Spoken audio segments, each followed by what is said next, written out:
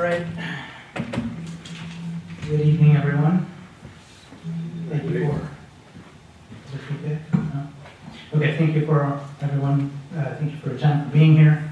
We're going to call the Finance and Facilities meeting to order. Says here establish quorum. There's no need to establish quorum. No, you're just going to go around and introduce people or ask people to introduce themselves. Okay.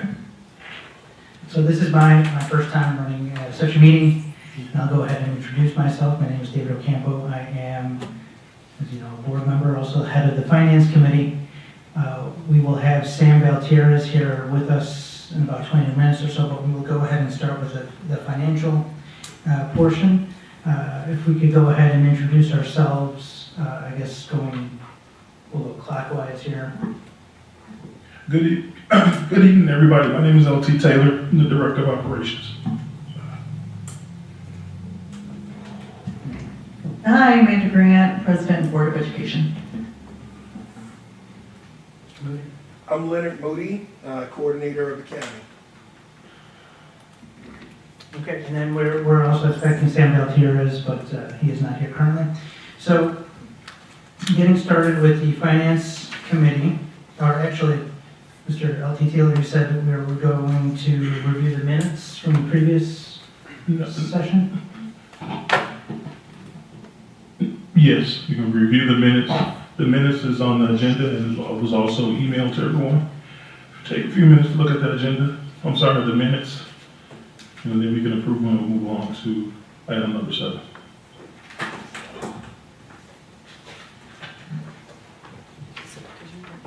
I cannot approve them, so Sam would have to approve.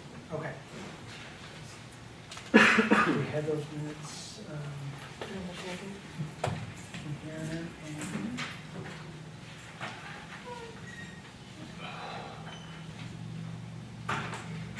okay. Yeah, got it. 440. Okay.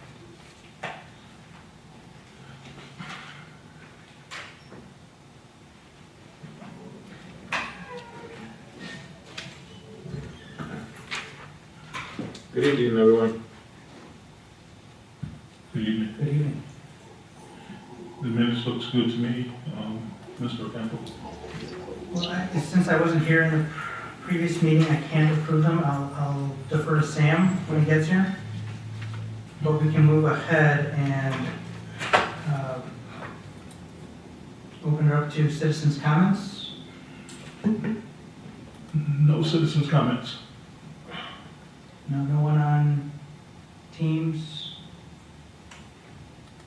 Going once. Okay. Okay, so we'll skip to item number 7, which is on the finance agenda. So I had asked for the previous 2.5 years worth of bill list data for Mr. Moody. I just fired up my computer for the first time today. What time were those sent at 2:02 today?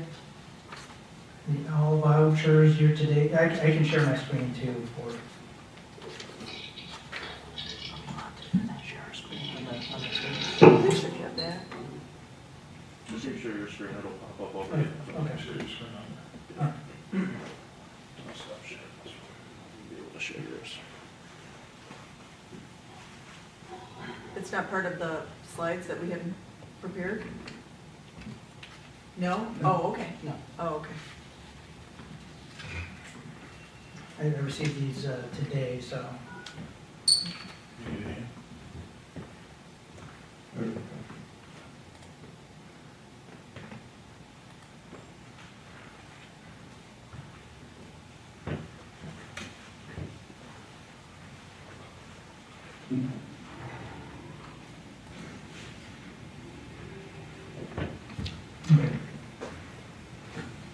So looking at this, we have requested 2.5 years worth of data, going as far back as 2019, but I'm understanding 2019 is Infinite Visions. When did that first get implemented? 2020? 2020. So 2019, you said you're using the Archive Treasurer's Office. But that's aggregated data, right? That's not the line item data, like, if I'm showing this spreadsheet, the treasurer office report is not in this format, correct?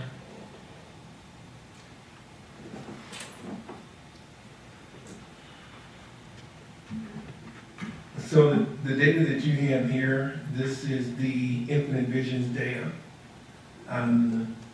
This is straight off of our financial system. The 2019 data, it was archived with the treasurer's office. So they have control of all of they have the files. We can request them, we can get them, usually takes them a little while, but we could potentially have them in a few days. Okay, it brings me up to another question is our documentation retention or our document retention policy, how long do we keep files internally? Because 2019 was that, what, 5 years ago?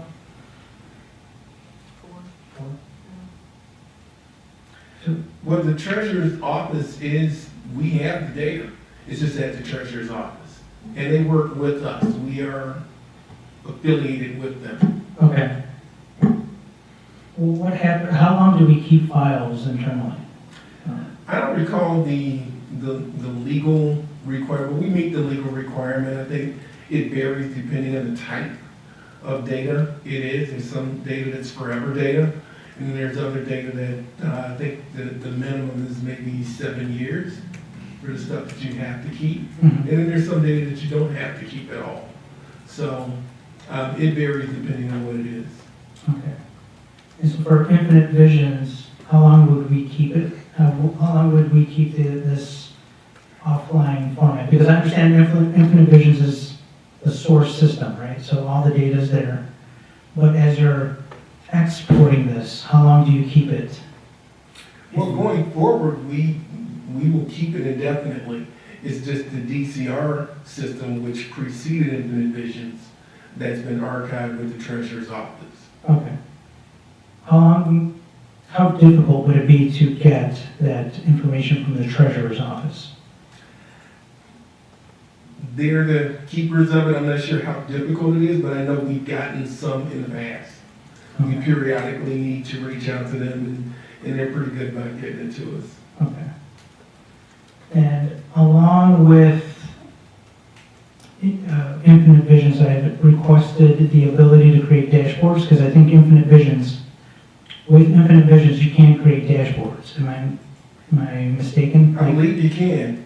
Do we have that licensing capability to do so? Like, is that part of our license to build dashboards and interactive reports? It is, but I know that there are some privacy issues with allowing access to that data, and even internally, there are various levels of access that we have to maintain. So I know we had reached out to the treasurer's office, and the treasurer declined. He was not in favor of sharing it in that way. What would be the reason? Like, what sort of data do we have that is prohibitive of getting that sort of reporting? Well, obviously, we do have social security numbers, addresses, all sorts of personally identifiable information. Okay.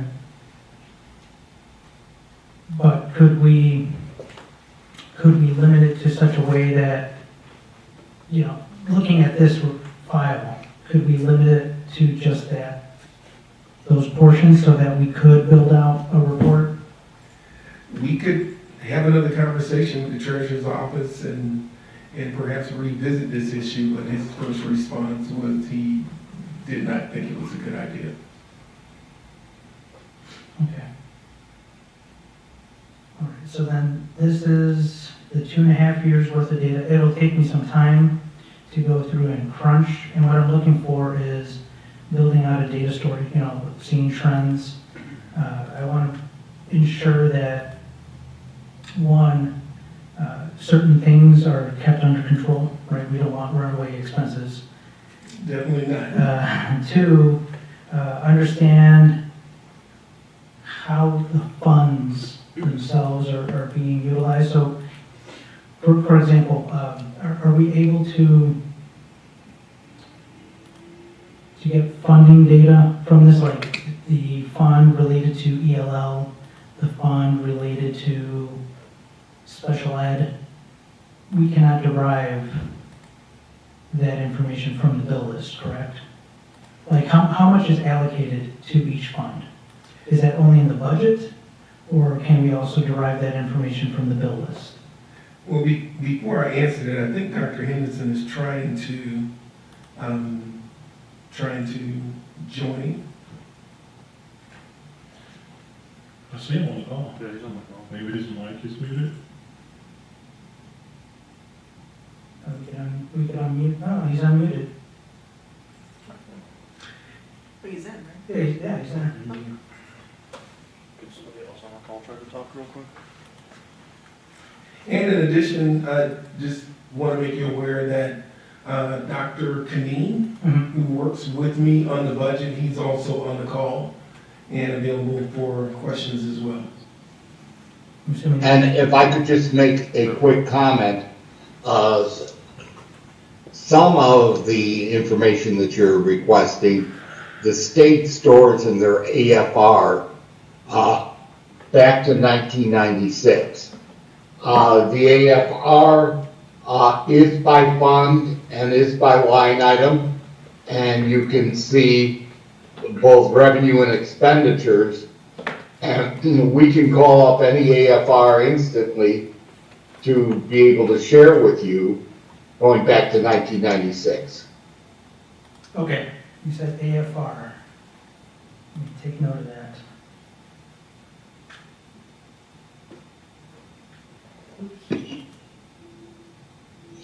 And beyond the treasurer, the AFR is the controlling device that gets registered with the state, and you pass that every year from your auditor. And because of the difference between the treasurer operating in a cash basis and the AFR being on an accrual basis, the AFR is the official state information for financial information. Got it. Thank you. So theoretically, we could go get information from the AFR going as far back as, you said, Dr. Kneen, 1996. And we can mash up the two.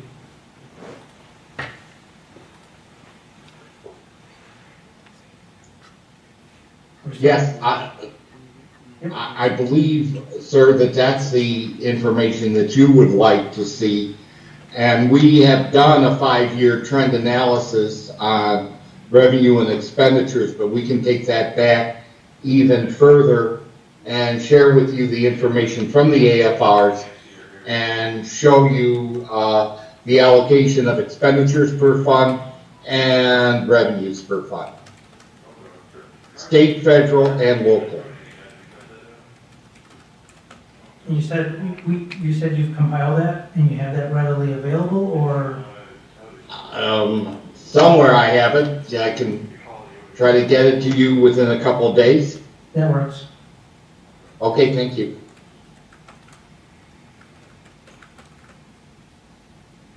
Okay. So we have the 2.5 years of bill lists.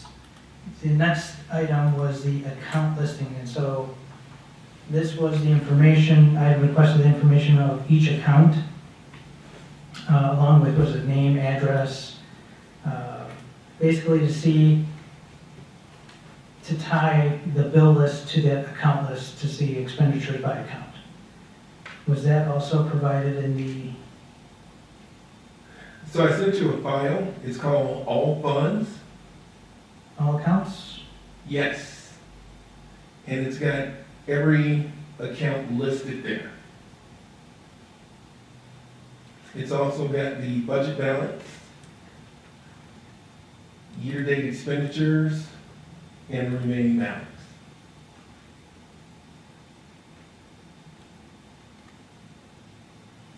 Okay.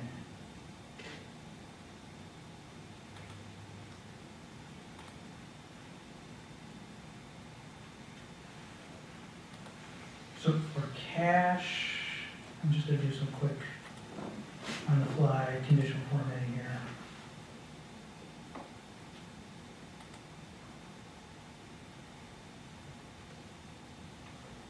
And so does the negative necessarily mean that it's bad? That it's overdrawn? I see cash here at a negative, and I probably shouldn't have done that. I see several cash accounts here.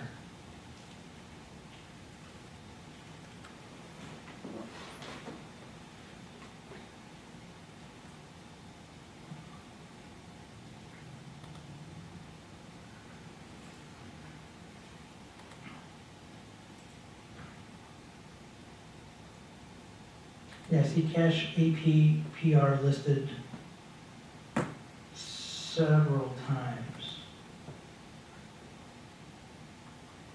But they have different accounts.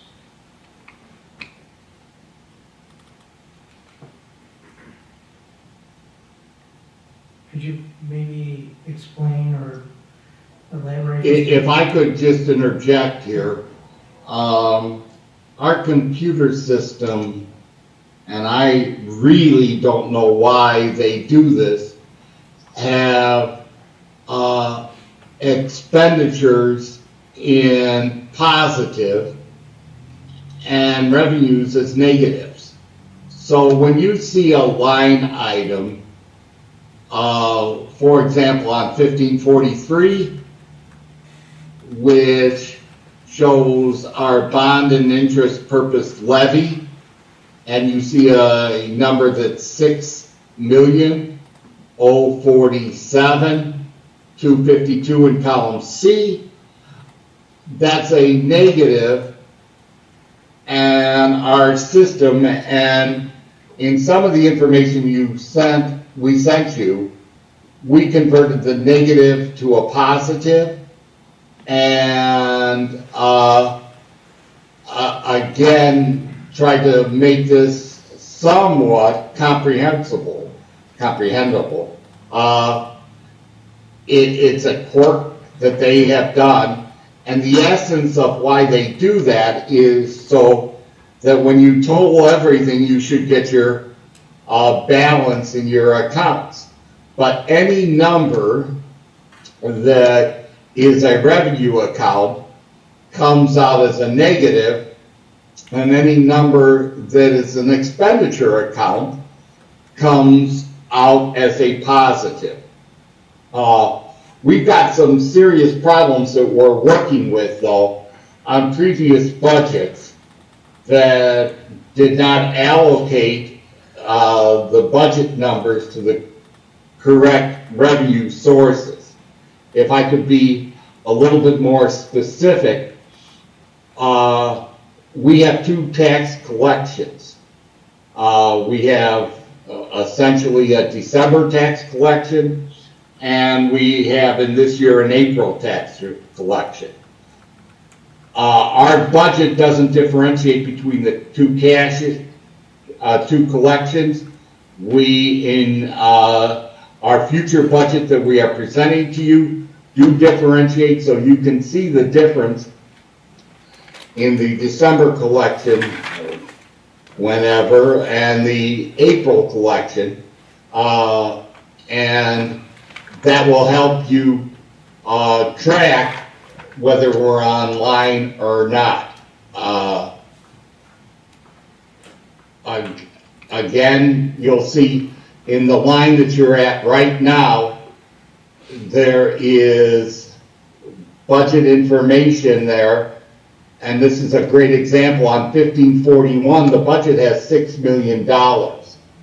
If you look at year to date, the actual collection was $3,143,946.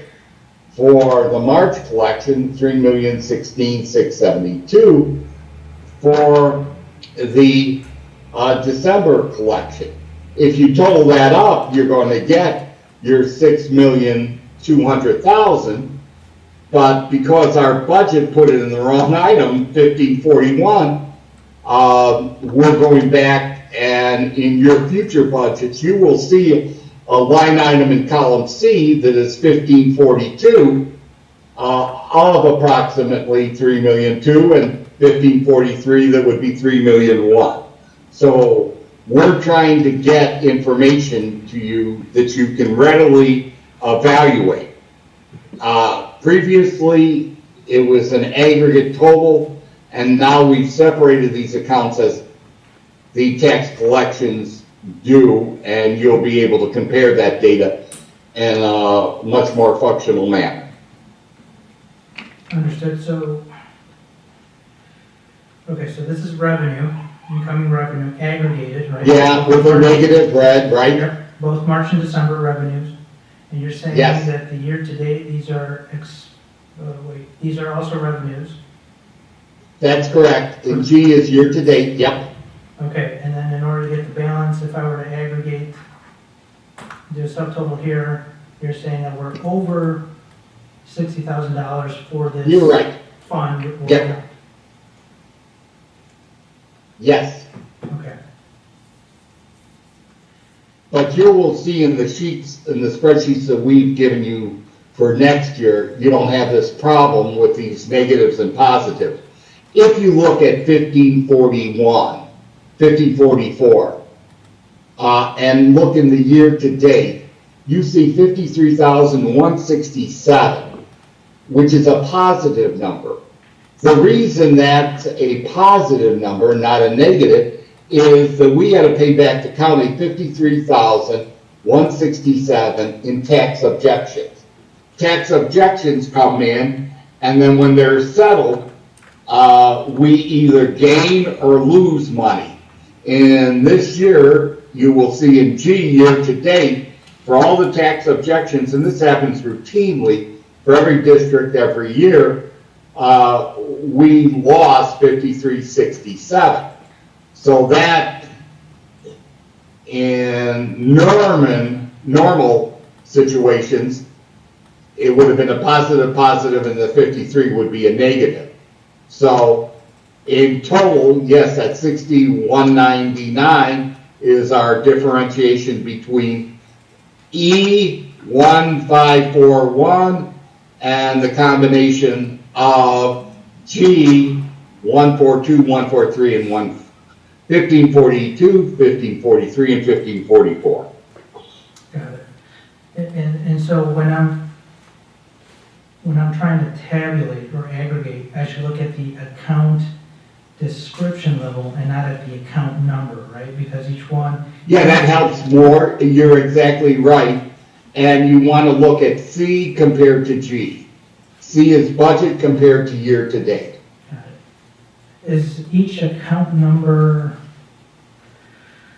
like it's a separate entry? It looks like it's its own unique entry in what? In the.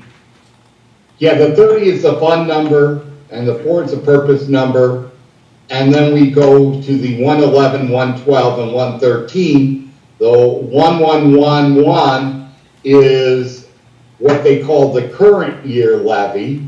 The 1112 is called the prior year levy, and the 1113 is past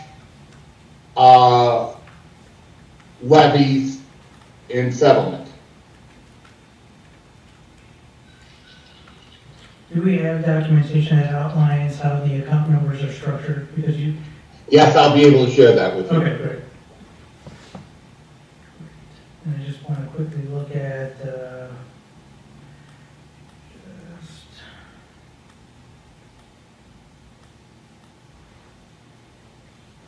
so account description and account of this.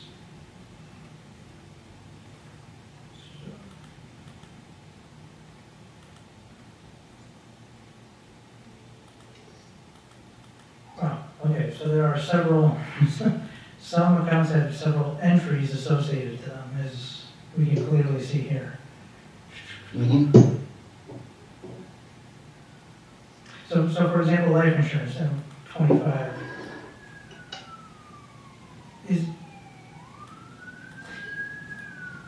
what is an account number? Is it a representation of an event, a representation of a person, representation of?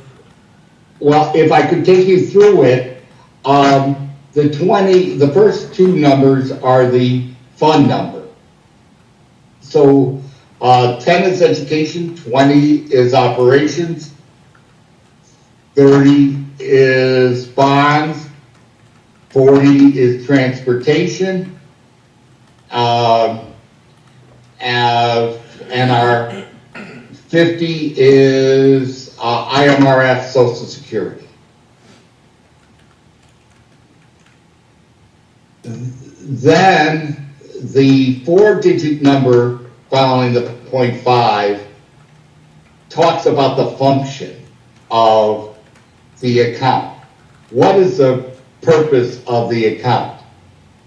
And if you look at these, you will see, for example, from 2540, and I don't have my manual right here, I should know it, but that's, I believe that is business office, isn't it, Leonard? I'm gonna look it up right Okay, if you go down to 25, you'll see a 1200, and that is the code for special ed. So again, we have, if you look at 25, we have an ed fund, which is the 10. Then we have the 1200, which is special ed. And then we have 221, which is life insurance. So these account numbers are associated with the description.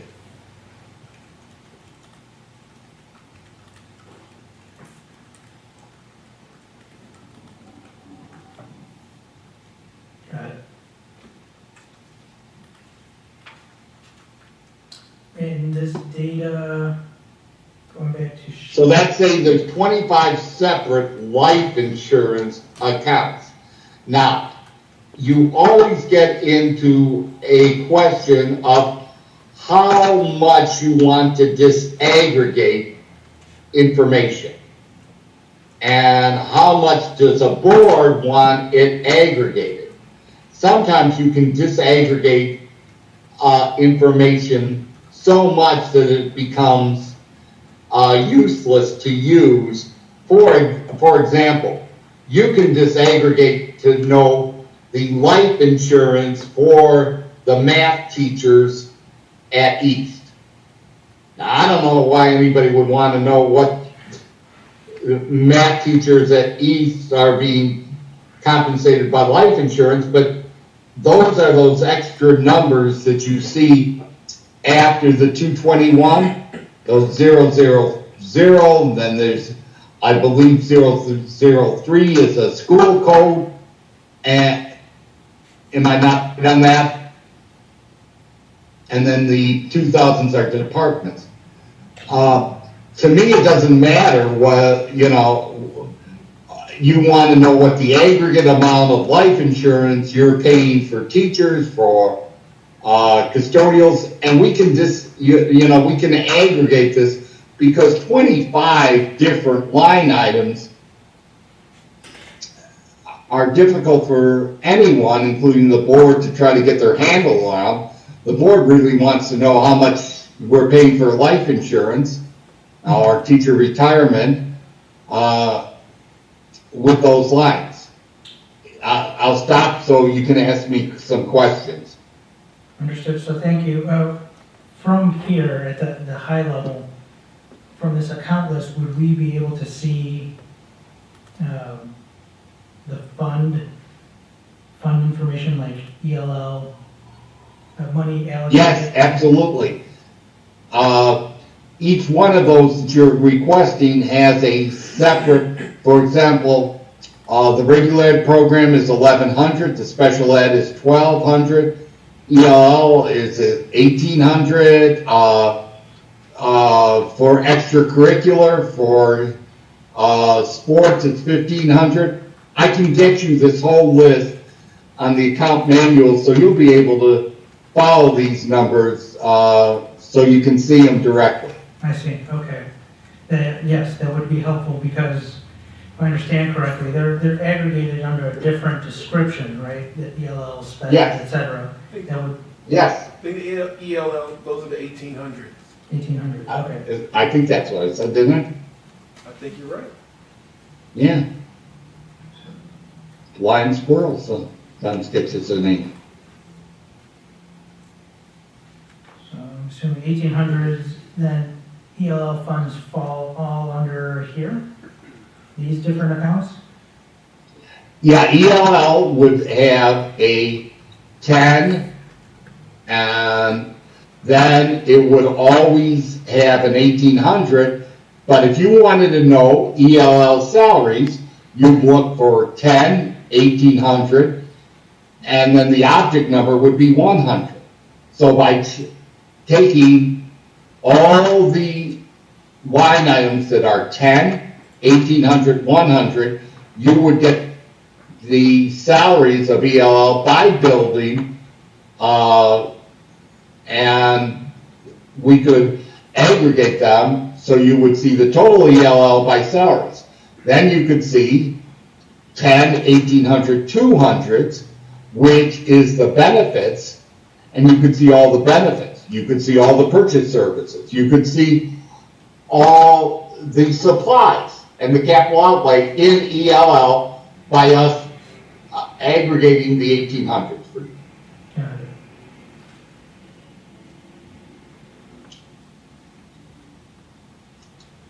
So the budget balance, if I'm reading this correctly, ELL as an example is over $18,000 in its fund. Is that correct? Okay, as we are looking at this, the budget balance,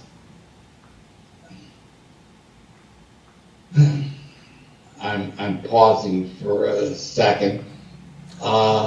If you would, yeah, when you clicked at that 18,000 on the 2003,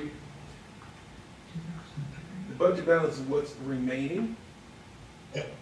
in J, yes, I was just going to say, it goes from J2 to J2002, and if you scroll up all the way to 2, you're getting a lot more than ELL.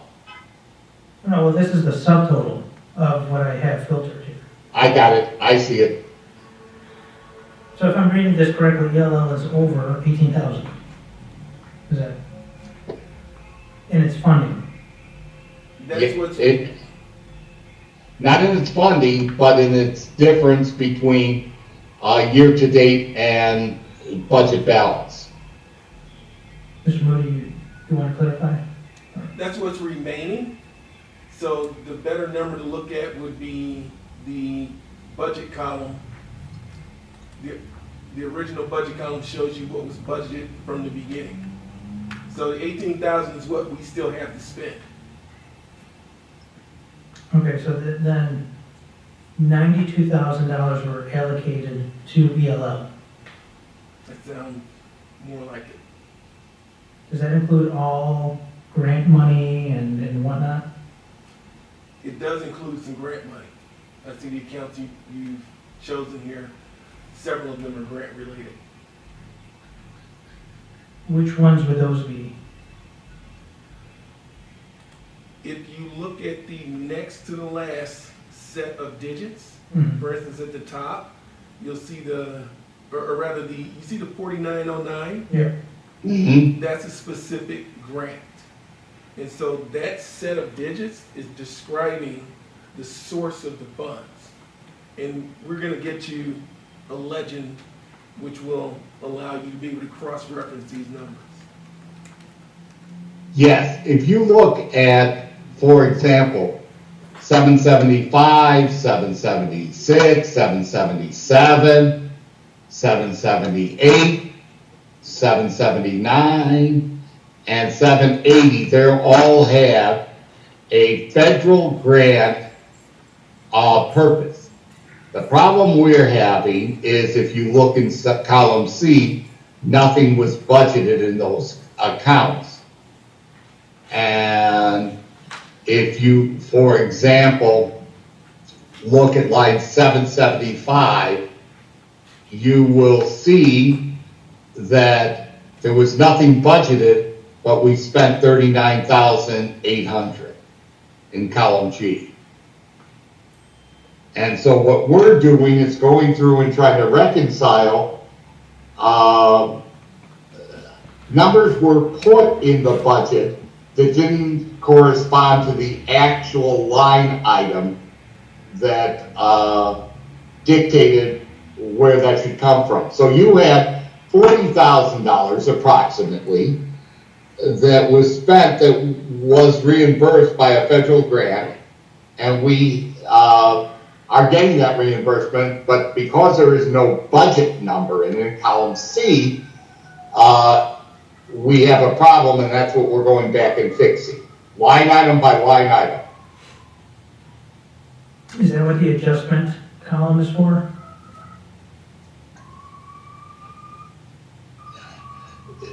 Yeah, the adjustment columns try to come back and do that, but they weren't done in the methodological process that we wanted to do.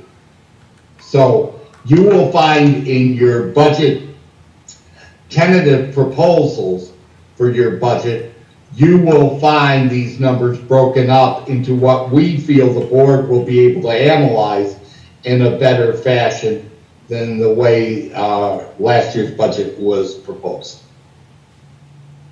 Understood. So then if for the 23-24 budget, we'll see ELL. You will. You will. Okay. And you will see year-to-date a comparison to our budget number and the year-to-date spending of fiscal year 23 compared to budget year 24.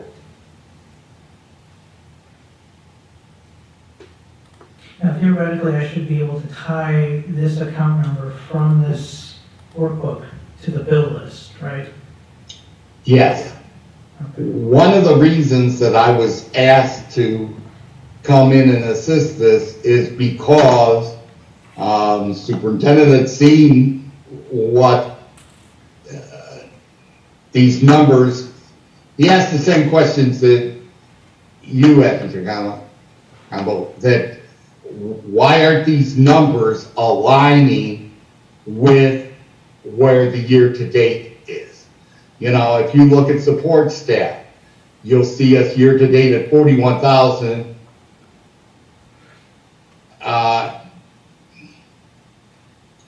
And a budget of 51, but then the next item has a 13,000 year-to-date. And you will see nothing in that line item. We can't submit to the board these items, and that essentially was one of the major reasons that I was asked to come in and work with this. And you will find, and I'm giving you an assurance, that you will find a budget presentation that is more realistic and more attuned, so at the end of the year, your questions can be readily answered and we can see what you want to propose into the following year's budget. Understood.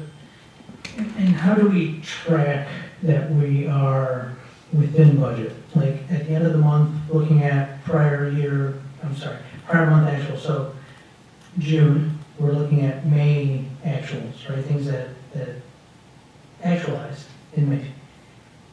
Are we also determining how well we did against the budget? Like let's say we budgeted $10,000 for ELL in May. but we spent $50,000. How are we, one, reconciling that, and then two, is that being tracked? Do we have alerts within the system? Is there a way to know how well we're doing against the budget? The premise of your point is essential to good business office management.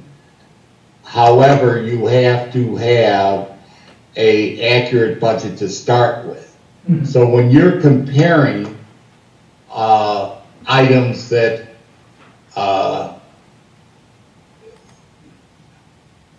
there's zeros when there shouldn't be zeros, and there's numbers that shouldn't be there, we've got to give you a very accurate budget so you can answer your questions that we'll be able to give you accurate information. So if I You were know, to, if I were to take current year's budget and compare it to Yes. actuals, would we be able to tie those out? You would, and actually some of that is captured in the treasurer's report. And it happens at multiple levels. So there's a very detailed level, which you have in the all accounts. And then you have the treasurer's report, which is more of a higher level comparison. So we have it at multiple levels. But when we're compiling the budget, do we compile it at the account number level and then like aggregate it up to the account description? How is, yes, that's exactly right. You take the individual line items and then you aggregate them into the state budget line items. The state budget does not deal with 221s and 222s, it deals with 200s. And so what we do is go line by line, and we're going to be sharing this with the board, and this had not happened last year at all, where somebody didn't ask the questions that you're asking now. And again, that's why the superintendent told me, get in there and let's make this so a budget really means something and departments are held accountable to keeping within their budget. excellent. And when do we expect the cleansing to happen? Is it an ongoing effort? Do we have a firm date on when? Because I'm hearing that there's some, for lack of a better phrase, garbage in here, right? Where, Dr. J, you're saying I think that- that's a good phrase. So what sort of efforts are being led to cleanse it? And do we have a date on when we're going to have cleansed data? Because it's concerning, because if I were to, if you were to give me an export, Mr. Moody, and I tabulate it and I get one number, then you're like, no, wait, something's wrong. I get another number, I start to question the data. So do we have a date? We're pretty close to that date to provide it to you, at least in preliminary form, for the next board meeting. Okay. Okay, that should work, okay. I think you're seeing, and again, Mr. Moody, if you bring up the sheet that we're going to be giving the board that I had worked on, I think I can illustrate. Hey, Jay, I sent Yes. it to Mr. Ocampo. He's gonna pull it up. Great, wonderful. Okay. Is it this one that I'm showing? Committee meeting, June 5th. I have 3 attachments, 3 PDFs. No, it's Excel. and it's by itself. Accounts, all vouchers, Go back to the previous one. all vouchers year to date, No, I think it's the next one up. preliminary. Right there, preliminary. There we go. Yeah. Okay. Okay. If this is a total program by fund, it talks about the budget in column G, and column H is your year to date, and column I is projected, and column J is our budget for fiscal year 24. If you would go to the tab expenditures,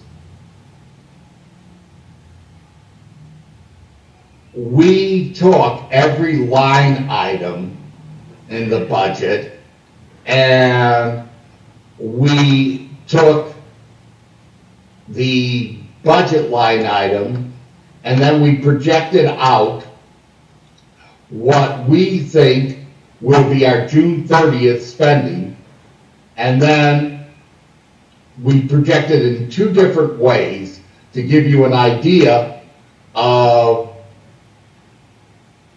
what we're seeing. And let me just tell you about our projection method. On column J, you will see we projected year to date toward adding encumbrances. Column K, we projected by pay periods that we have. If you click on J2, you will see that we have 26 pay periods and we've received 19. So we took the year to date, multiplied it by 2619 to project where we would be in the end of the year. Our budget process, so if you look at line 11 as an example, you will see a budget number of $482,000 in column C with a year to date of only $177,000. So the real number we're projecting, if you go over to column L, for next year is 254, not 482. And we did this by every line, and so that you will be able to see more pertinent information.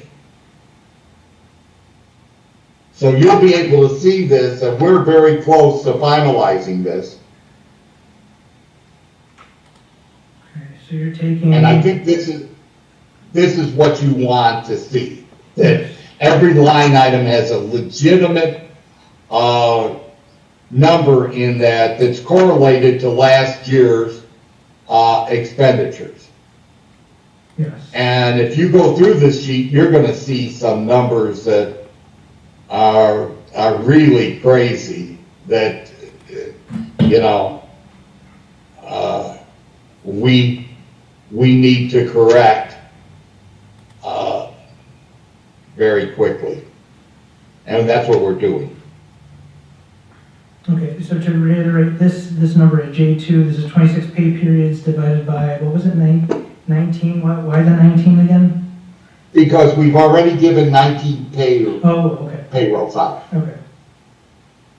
And what happens is, and I want to make sure I make this comment, is that being on an accrual system, the teachers have completed all their work. But because they get their paycheck not for the months they work, but it's put over 26 pay period, we have to accrue their summer payroll into this year's budget. I mean, this year's AFR, this year's total spending. So you got 3 pay periods that are coming after the close of the fiscal year that's accrued to fiscal year 23.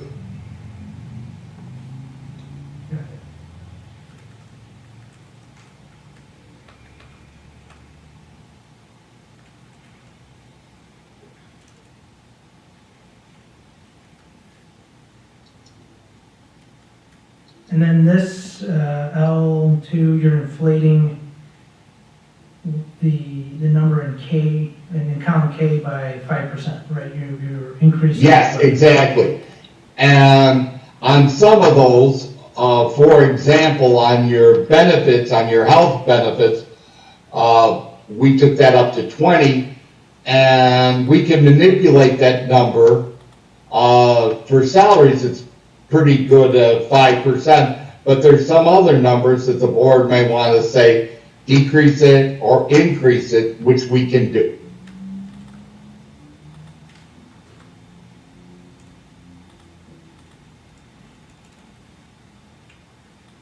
Okay. It's allowing the board to give some discretion.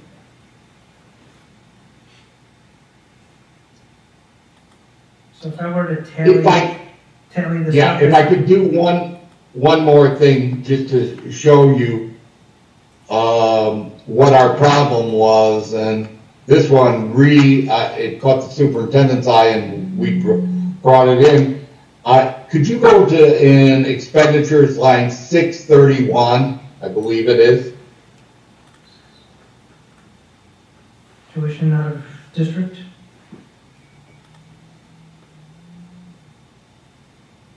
Yes. Budget number was 0, right? Mm-hmm. The expenditures to date is $3,146,000. That's a budget buster. Yeah, how did that happen? How is it? It's not gonna happen next year, I can assure you of that. You see the budget number in, I believe it's column L for next year? 3.8 million? Mm-hmm. But that's why you're going through this can be a frustrating experience for you, because I could point out a lot of similar problems that existed.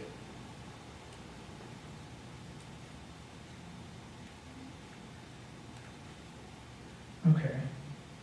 And if I were to aggregate, this is just a guess, but we're projected to have a budget at 193 million?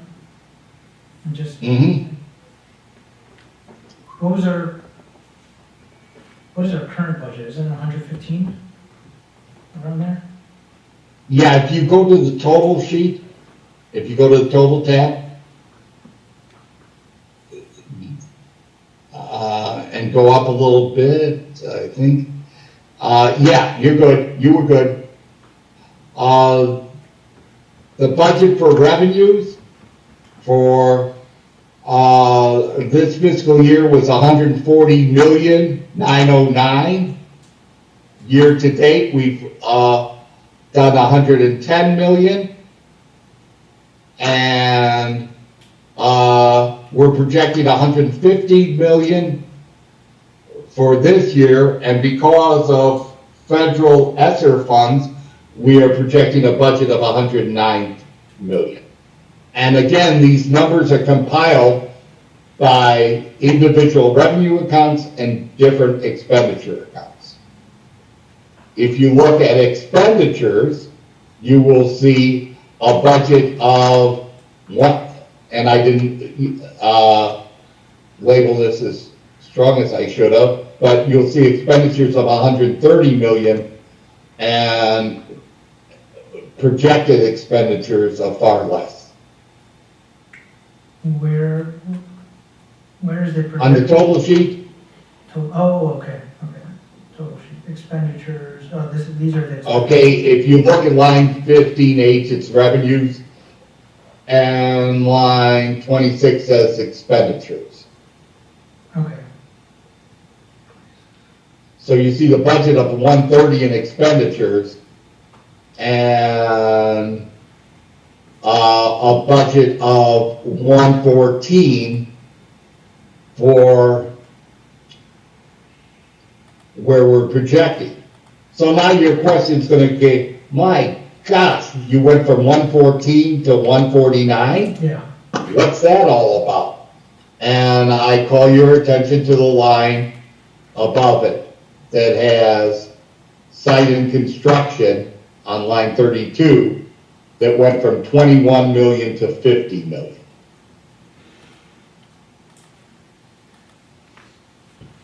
Okay, so that 50 million is related to Gilbane. Yes, all of that you,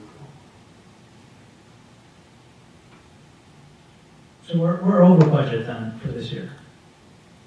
next year, yeah, you're in the hole if you go down. And this is why this budget process is so important. You're in the hole 40 million. For next year or current? Next year. Yes, sir. How did that happen?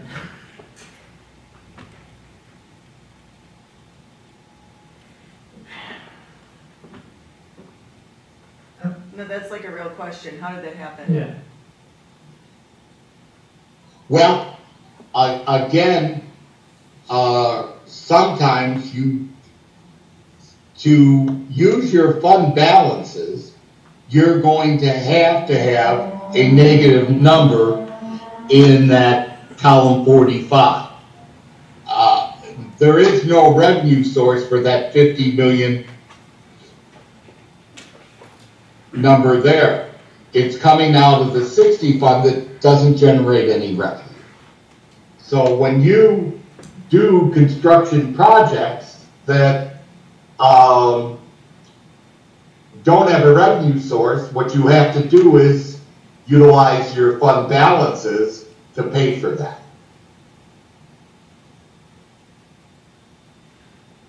Do we have enough in the fund balance? Yeah, I'm going to give you fund balance analysis, but we're looking at the end of the year, maybe an $85 million fund balance, district-wide, all funds. And if you take 40 away from it, you would be down to 45. That's acceptable by the state, but it gets very close to our recommended 25% that the state says is commendable. So the answer to your question is yes, but it can't be replicated again because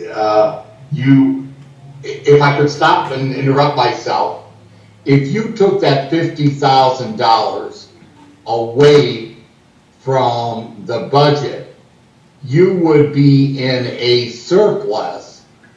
So you would be at 99 million, and I want to make sure everybody understands what I'm saying. J34 includes the 149 million. That's the 50 million in site and construction.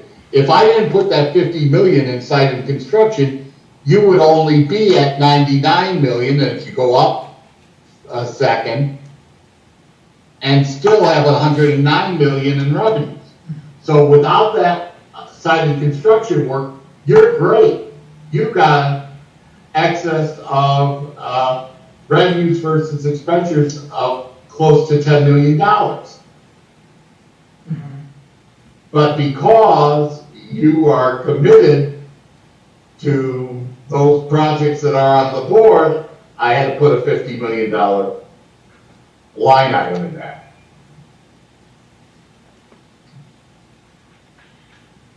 So to clarify, are we, technically we're over budget? $40 million. I'm not over, your budget is way over revenues to expenditures. You're $40 million over. But you haven't passed on line J yet. That's your budget for fiscal year 24. Which is 149 million. Yes, sir. And that's why it's going to be crucial that we present to you and we live with an exact budget, because when you're $40 million, you can't afford to be off budget in any individual account. And you mentioned, you said 25% keeps you at a commendable rate, or a commendable status? Yes, the state has a financial report card. And the report card is based on multiple factors. The two key ones are fund balance to expenditures, and you're going to be still good there because you're going to have 45 million over expenditures of 150 million, so that's, you know, roughly 30%. And then it's going to be revenues to expenditures. Now, the nice thing about the state report card is that $50 million is not included. So on the state report card, it will show you that you have $109 million in revenue and only 99 million in expenditures, because that $50 million is there for you to use for major projects. And you know, I want to make sure in my presentation that you understand that the board, though, is dipping in to their fund balances in a significant way to fund these projects that are up for fiscal year 24. And a lot of districts do not have the advantage of having such a wealthy fund balance. And Jake, correct me if I'm wrong, 25 is what's required by the state, but we as a district were at 33, I believe. Oh yeah, absolutely, sir. Yes, you are right. And you know, we have never, and again, this is the longitudinal, dipped below that 35%. Now, last week, Mr. Moody, we approved, was it $2.5 million additional work? You said that we could dip into this, was it 50, is this the $50 million fund? It's included in there. Okay. The 50 includes everything that previous boards and your board is committing to. We've got summer projects, we got Gilbane, we've got those. But my caution to the board is, you know, until that fund balance is built back up, we cannot commit to a program like we have this year. How much is left in that fund balance? Is it 5 million? On the fund balance for the all funds, For the funds dedicated specifically to site and construction. We spent that down this year. But the 50 would be an allocation for next year. So we start the new year with the balance of 50, and then we spend down during the year. Okay.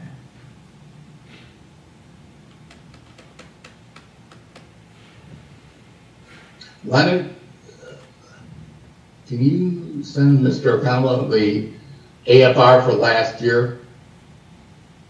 Yes.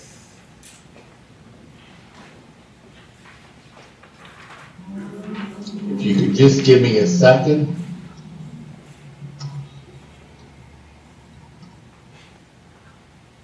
One of the things, sir, you're going to have to do is you're going to have to transfer a significant amount of money from the ad fund to the site and construction fund to pay this bill.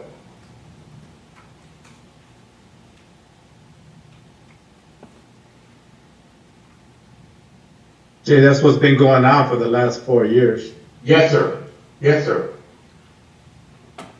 Not necessarily taken from the education, it's just Oh, named that no, way. you're right. Yeah, and I just use education as an example. And once we get the AFR, I think we'll be able to see where we're going to take the funds from. Dave, I think what we need to do is we need to go back and see what's really considered an emergency project. I don't think at this time, if I was to look at the list of projects that are emergency, they're mostly wants, not even needs. Maybe there's a few that are needs. We don't really need to do all those projects, so we could take everything back to the drawing board and refocus and restructure our budgets. Got it, thank you. And Dr. Henderson has brought me, he has also brought LT and Leonard into meetings to say that exact same thing. Yeah, for example, we don't need a $10 million competition pool. Proviso is not focused on swimming, we're focused on basketball. So just an example, Proviso East, I mean. Understood. So then we are budgeting 50 million, but we may not use all 50 million. You gotta use it. Oh, we have, oh, You gotta use it. Well, 43 of that we have already committed. okay. So there's 7 million left. 7 million that are being proposed and are considered critical, but it's still the board's decision as to whether or not to go forward with those. 7 million left. Okay, so 7 million left for 23, 24 for projects. Sam, were you aware of the budget constraint? I'm gonna call it a constraint, right? Because it's only 7 million for additional projects. I just received a message from Dr. Henderson. He said that he's having technical difficulties and can't mic in, but he's on the meeting. Understood, thank you.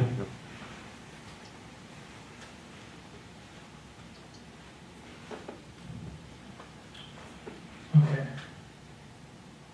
So budget data. So yeah, it'll, Dr. J, if you could send over all of the references and everything that would help. Yes, absolutely, sir. Thank you. All right. Salary data, so the salary data is, what I had requested was information about admins and teachers. What I'm hoping to get is an understanding of, I'll be frank, are we top heavy? Are we top heavy with administration in terms of salary? I have not had a chance to look at the data, but I will, in the interest of time, I will look at it at a later time and share my findings with everyone else. And then I had also asked for copies of the Gilbane, Legal, and the AT&T invoices. The AT&T one interests me because there's $83,000, right, I believe, for the annual contract. And correct me if I'm wrong, you said that we're negotiating with another vendor, right, for... So we actually have a couple of slides that speak to that. Okay. Yeah, if you want to go ahead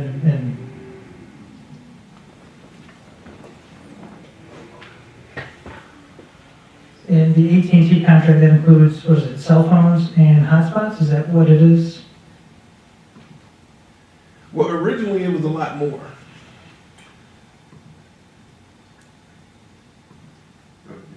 Oh, Yeah, that's good.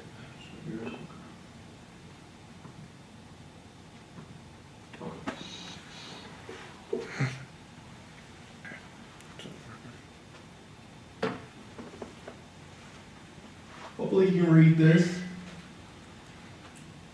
But last year, we noticed that our spending with AT&T was higher than we thought it should be. So we initiated an audit. We had a consultant that came in and looked at our spending. And we determined that there were some services that needed to be disconnected. And we did that. We also realized that our cell phones and hotspots, we needed to take a hard look at whether or not those were being used. And we're in the process of doing that right now. And we have identified that there are an expected savings of 18K a month, because Mr. Swanson can speak to this better than I can, but I think we left some hot spots and things open during the pandemic. They're gonna shut those down. Exactly, so outline kind of what we went through. So initially, it was our AT&T's broken down into two separate bills. We have our mobility, which is cell phones, hotspots, which is roughly $20,000 a month. And then we had our other AT&T services, which are landline phones, and that was $100,000 a month roughly. So when it first started, I came in and we looked at, okay, what's the largest issue that we have? And that was the landline accounts.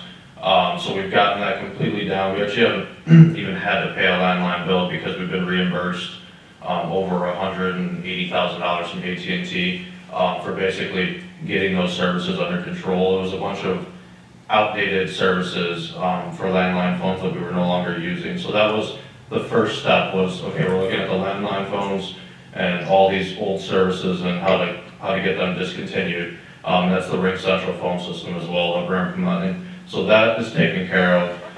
Like Mr. Moody said, we haven't been paying or had to pay any more AT&T landline bills because of the excess in revenue that they've credited back to us. They're going through that. So that's taken care of, and we're finishing up the Ring Central.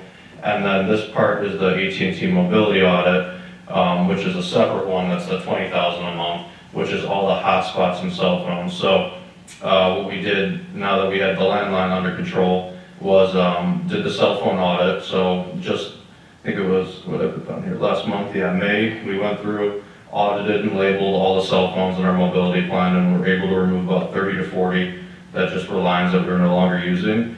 And then the additional, all the other devices on there were all hotspots that the majority are still being used by students, but also some were just not properly documented from COVID, just people handing out hotspots. So what we developed is that on June 19th, all student hotspots will be deactivated. So that's roughly, 400 some hotspots. So you'll see that bill go from $20,000 a month to, maybe $2,000. And then the students will, of course, we still want to be able to provide them with hotspots, but we'll have a new process where the students go to their grade level principal, they seek approval from me then, we activate inventory and label it, and then at the end of the year, we do the same thing. We collect them and we disconnect them all. So while the bill's going to go down dramatically, excuse me, it will slowly creep back up. Not nearly at the 20,000, but as we say, 75 kids or so request hotspots, but it'll all be documented. We'll have that yearly process. So we're on that final stage now of the hotspots, which is the bulk of the mobility bill. Thank you. So we're staying with AT&T then, we're not? Yeah, correct. I mean, it's something we can always look at in the future, but right now it's make sure that we continue our services to students and we get the bill on the hotspots all where it needs to be, and then we could always, in the future, if that was something we want to consider, look at switching providers and cost savings and such. Thank you. Quick question from Mr. Moody. How did you realize that the expenses were higher relative to what you expected? Like, what caught your attention? Just experiences at other districts and seeing the amount and thinking it just caught my eye. Okay. Has it happened with other accounts? Like, have you,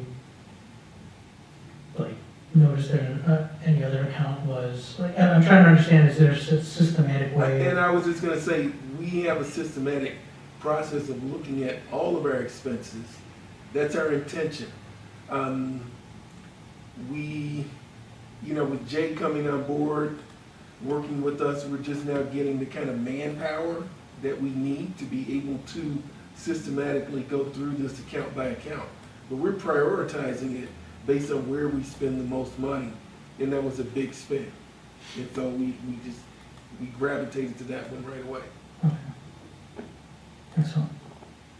Now with Gilbane and legal, I think with Gilbane, I apologize, I haven't had a chance to look at the paperwork, but Sam, is there can I lean on you on, for this? Like, for this piece?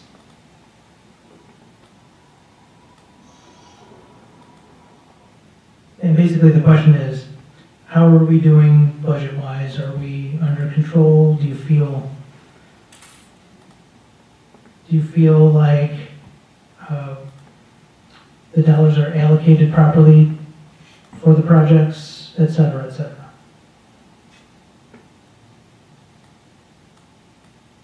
And you're on mute if you are talking, Sam.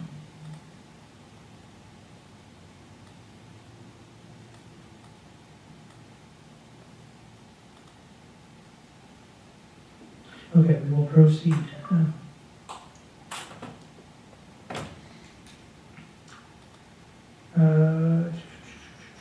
I'll look at, so for the legal, with regards to legal expenses, my primary interest is, how does legal stack up relative to the overall budget, right? Are we, just like how you mentioned that AT&T was going, not through the roof per se, but expenses were increasing, I feel that our legal expenses have been increasing, and I'm trying to wrap my mind around a true number, if you will, and to see how we can keep those expenses down. I believe,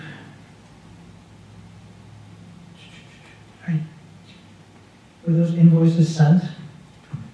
Or no? Not yet, No? but there's a lot of information we've been pulling together. We're hoping to have those by the end of the week. Okay. But I could also look at it from the bill list too, right? And look at the legal fund and see. Okay. Which I will do at a later time, and I will share with the public my findings. With that, let's see, the treasurer's report, the last thing. The source and the format. Treasurer's report is not my favorite by any stretch of the imagination, but I'd like to know what numbers do you pull to compile that report? I know, again, in the interest of time, you may not go through all the nitty-gritty, but if you could walk us through. Very quick, this won't take long at all. So here's the treasurer's report. The source of this information comes from the financial statements that we received from the treasurer's office. So I sent you a copy of the revenue report we received from the treasurer's office. And that's the source of the revenue numbers. There's also a report from the treasurer's office on expenses, and that is where the expenses come from in this report. And then there's a fund balance summary that we get from the treasurer's office that I use as a double check to make sure our numbers, after I've compiled all of it, making sure that our numbers match with what the treasurer has. So the information that sources this primarily from the treasurer's office. Okay. And you have the reports. So I wish I had a pointer that would work here. I'd sort of point you to it, but I don't. That's No worries. we might have to have a working session for that. Sure. Yeah, and if I could interject, we're going to revise that treasurer's report to also encompass our budget to actual report so that you can see month by month if we're keeping on budget in each line item. And those that we have questions on about maintaining it to budget, so the board has an idea of, just the questions that you've been asking. Where are we in individual line items, budget to actual and to projected? Every month we'll give you a projected of where we are going to be. And, when you start out with 140 million in a budget number that turns into 115, that budget is not working value to the board. We're going to have a budget that will reflect what we think will happen, but we'll also give you monthly where we are with actual versus budget. Understood. Now, in here, I see that it says unaudited, right? And when the auditor was here, when was it?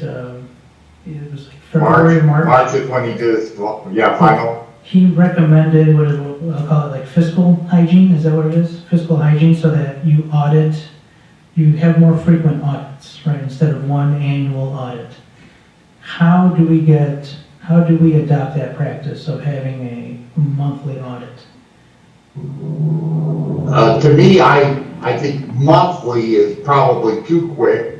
I think you get quarterly reports, and I think you get an extensive mid-year report that comes out and shows you where you're at.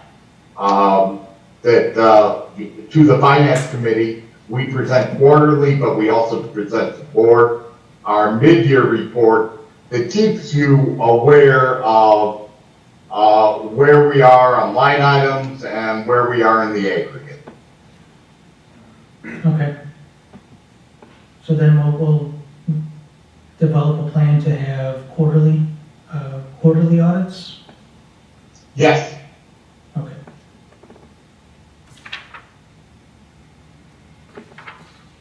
All right, that does it for the finance portion.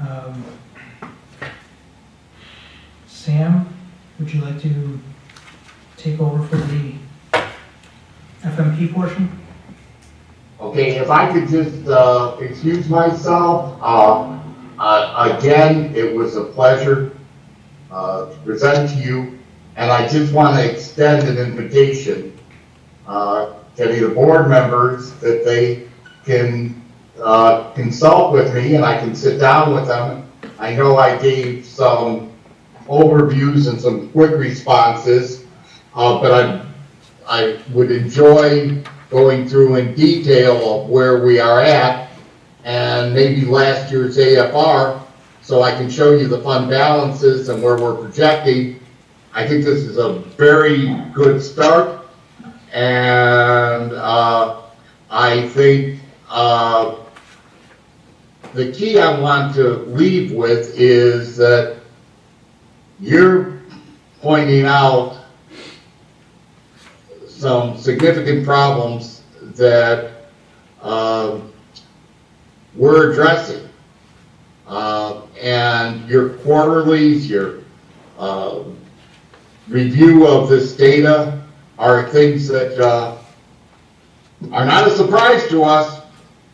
I was brought in by the superintendent, and I don't want to tout my own horn, but I ran at Governor State the Chief School Business Managers Program for 10 years, and these are some of the things, your questions are some of the things that I taught and said, this is what a school district needs to do. And I think for our leadership, we're gonna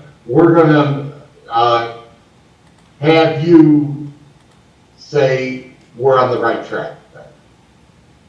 Well, let's hope. Thank you. Thank you. All right. All right. Thank you, everyone. Yep.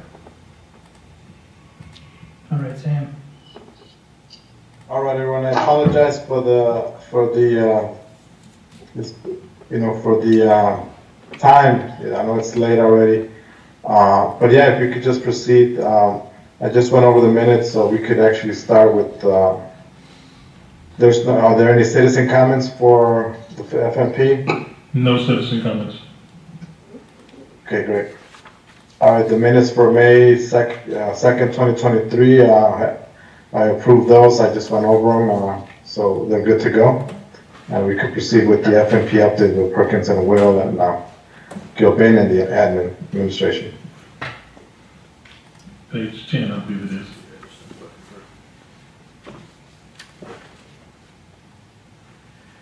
Good evening, Michael Bolter, Senior Project Architect with Proviso Township. Great to be here tonight. Thank you for having me. I'm going to give a brief update on the FMP projects that we've been working on here. the design phase and some of the other activities that we've been working through as well.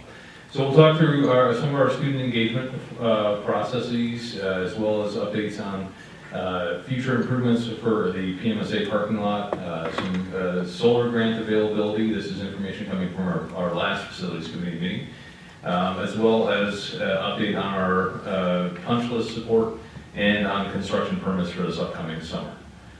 Again, some of this is reaction or information that was asked for at our last facilities committee meeting, so you'll see some of that as well.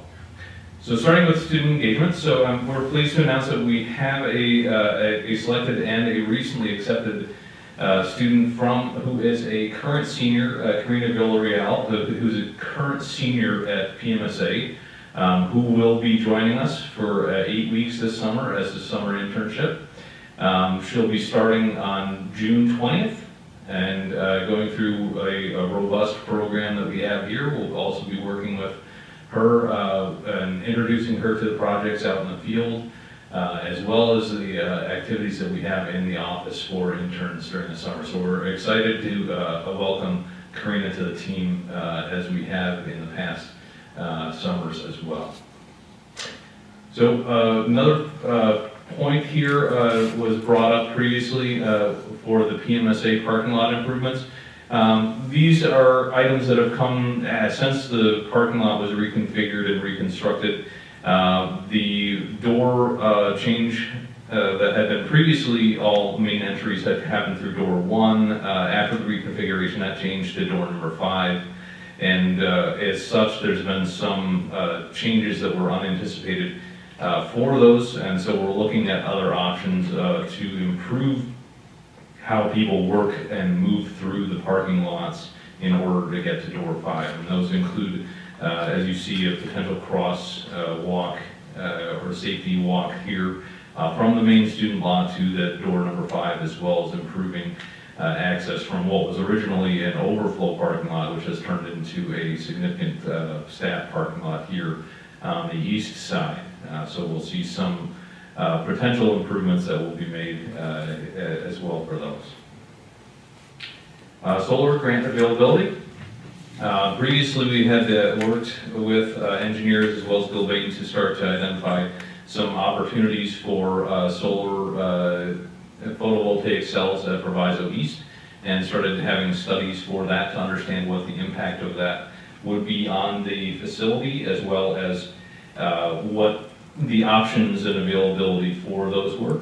As far as grants are concerned, the major one really is the Inflation Reduction Act, and that is a potential for 2 to 30 to 40% federal tax credit directly back to the project.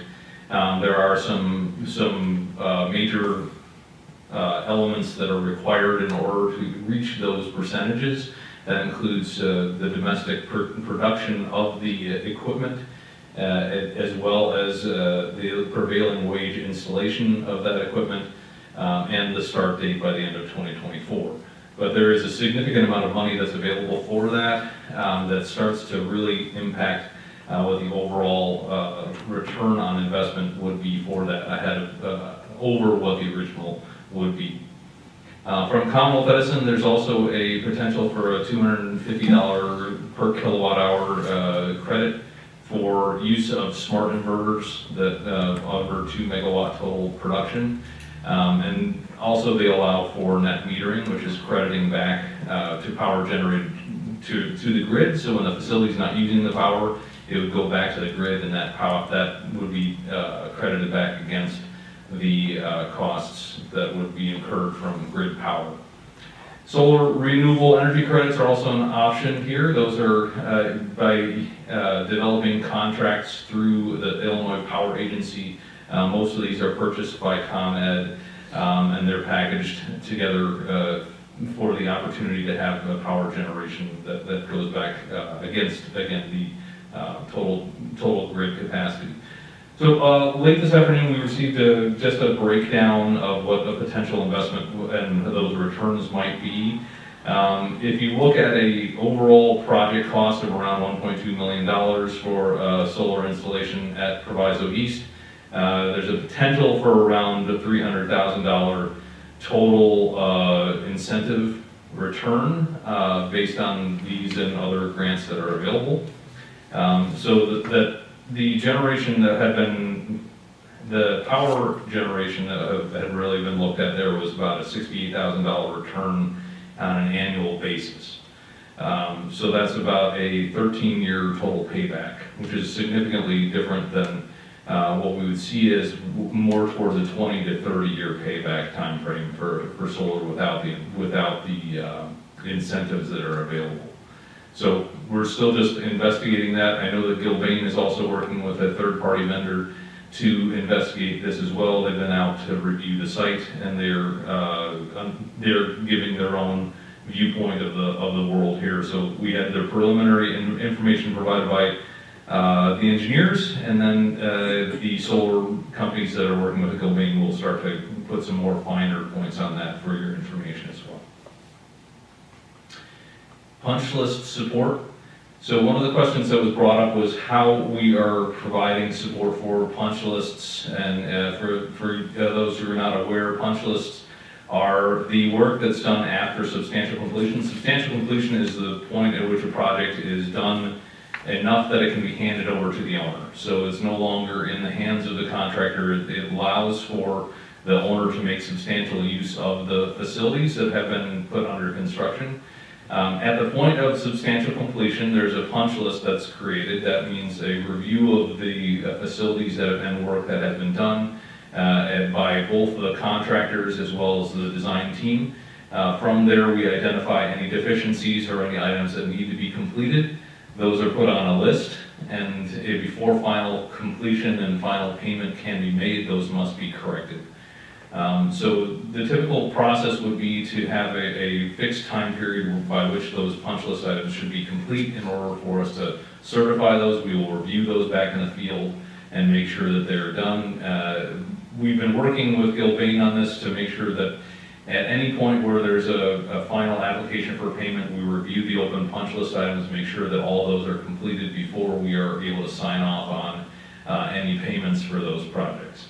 So there are still some ongoing items that need to be closed for those, and we're continuing to work with Gilbane on that.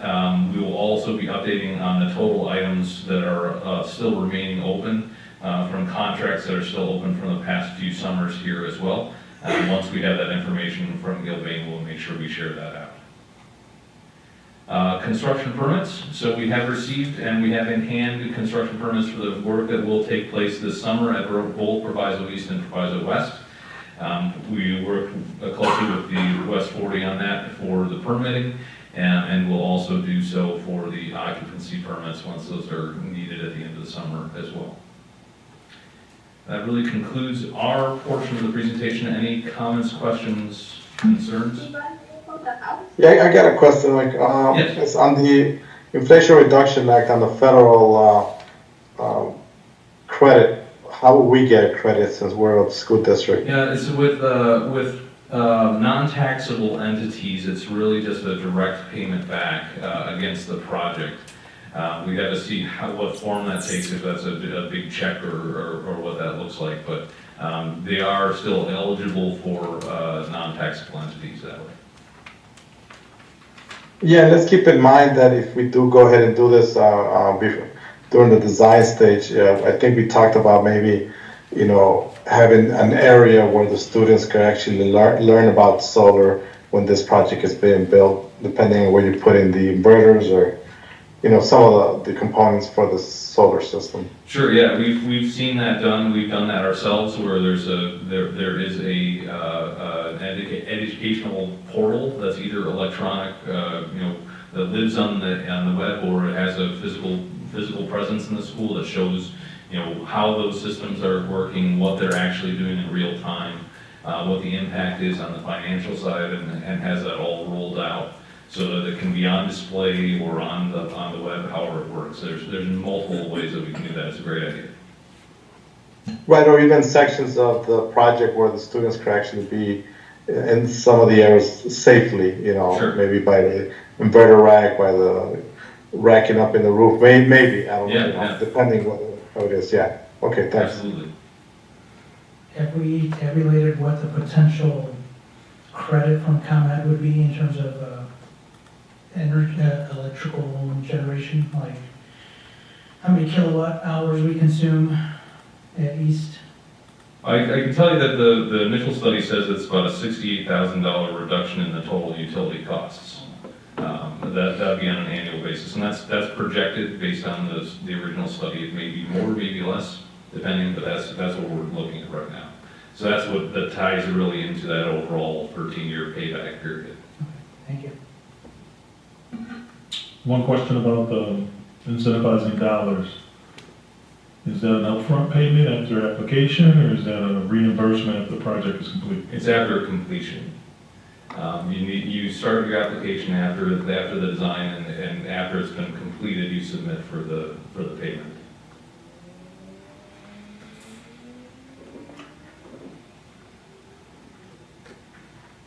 Hi, good evening. This is Jim Gibson from Alara Engineering. I just wanted to point out, so our initial, we provided some initial figures that Mike is referring to as it relates to ROI and payback and savings. I just wanted to point out that the savings that we presented in that feasibility study are based on numbers from 2019. We could potentially update those based on 2023, energy utility costs. They do not include any inflationary numbers in the cost of power to the district. And then the only other thing I'll throw in there, just as a clarification, is, the district, this is sort of an interesting, the fact that the IRA opens up the potential for direct cash payments to a tax-exempt entity such as the district is interesting, and we would just recommend that it is going to be necessary to partner with a tax advising consulting firm that has this sort of expertise and can help be the go-between as it relates to submitting for all this stuff once the project is complete, also being on board before the project even starts, but then also being there for audit defense. And again, LRs, we're just an engineering firm. I'm not a tax consultant, but direct payments from the IRA would, as from the IRA Inflation Reduction Act would open up the district to, I don't want to say tax scrutiny, but it is a payment. So there would need to be some consideration there as to how to handle that from an accounting standpoint, and to have someone on board for that. I think it's something we're thinking about earlier than later. It's a good point, Jim, and some of the options that are available to the district include having a third party actually installing and owning the array with either a leaseback or an energy purchase plan that could take advantage of that as well. And those are some. Yeah, no, that's out of the table because Sure. They'll just be giving us 20% of what's being produced, and it's really not in the best interest of the district. It has to be behind the meter because we are not going to rent out our roofs to anybody. Let them make the money. There's no way. Now we keep everything. So the IRA and the SREC should help us pay for the majority, like you said, $300,000 worth of the monies that are going to be owed, or based on the total price of the project. Yeah, leasing and doing community solar is not the thing, because they'll be just giving us whatever's left over. That's how that works. So no, it's out of the question. No leasing. Understood. It's going to be locked. It's going to be locked to the district. Okay. Good point. Anything else? No, that's all. Thank Great, you. thank you. All right, Michelle, Michael's going to drive for you. Ready when you are. Sounds good. Good evening. Can everyone hear us? Tom, are you, is your speaker working or microphone working as well? Hope everybody can hear me. Sounds good. All right. Thank you, Michael, for driving. We're ready. This is Michelle McClendon with Gilbane Building Company, Senior Project Exec, and we have Tom Weeks, our Project Manager for the project. This is our Construction Summer 2023 update. We are excited to announce that we have an offer accepted from Manuel Montoya to be an intern over at Proviso East High School. He is a returning intern. This will be his second year doing the program. As I mentioned, he'll go over to Proviso East, and he is class of 2024. We also have an offer out to a second individual who I understood accepted the offer shortly before I left the office this evening, and we will get the process going with, it's a young lady that has accepted the offer to go over to Proviso West High School. So excited to announce that we have 2 interns this summer, 1 at East and 1 at West for the 2023 season. Next slide. Tom?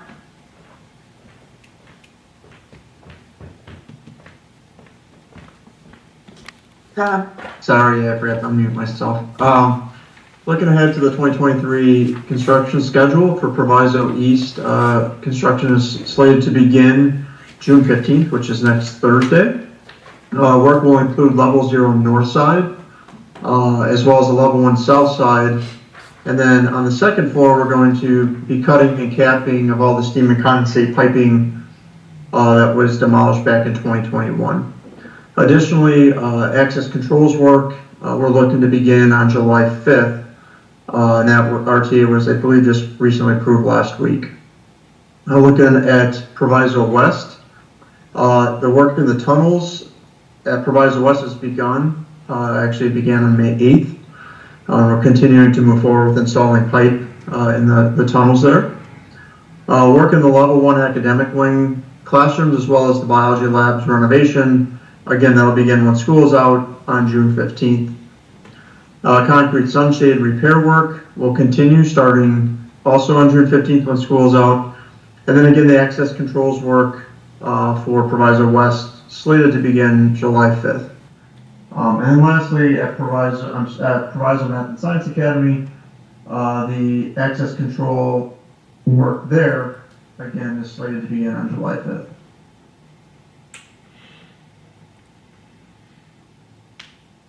These are some images showing the work that was going on in the tunnels. Again, we are installing all the piping in the tunnels at Proviso West in the academic wing. Additionally, we've started the abatement work, some insulation abatement with this asbestos containing insulation. Again, it's in the tunnel area. On the punch list side, the update for this at Proviso West soils. We had some spoils that are stockpiled on site over on the south side of the school, on actually the property. We are investigating right now and getting pricing from subcontractors to utilize those soils in the creation of berms on site. In addition to that, we're actually working on getting pricing to see if it would be more economical to actually haul it off to a clean landfill site. Proviso East, the concrete at the field house. We've engaged a testing agent to confirm the failure of the concrete is a concrete mixture issue. Our intention is that regardless of what the cause of the issue is, we are going to resolve and have that concrete replaced prior to the start of next school year.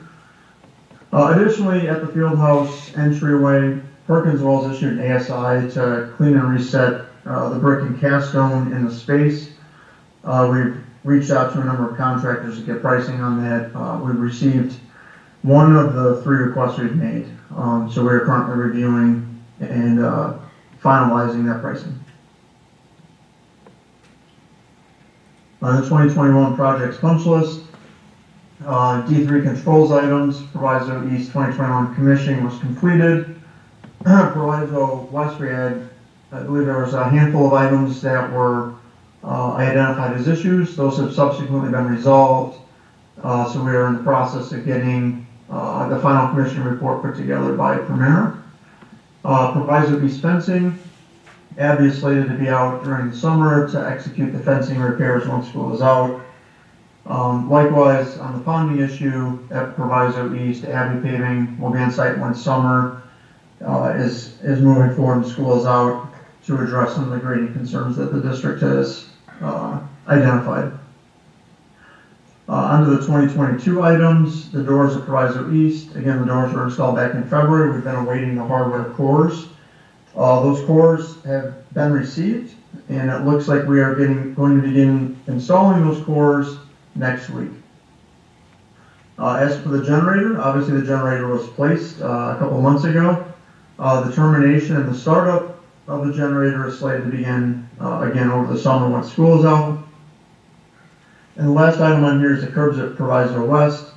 We had a very productive meeting with Schroeder, who was the installing contractor, and we're investigating the remedies that they're recommending. And we are going to be making site visits to other areas where they have completed remedies, so we can go ahead and evaluate for appearance and so forth.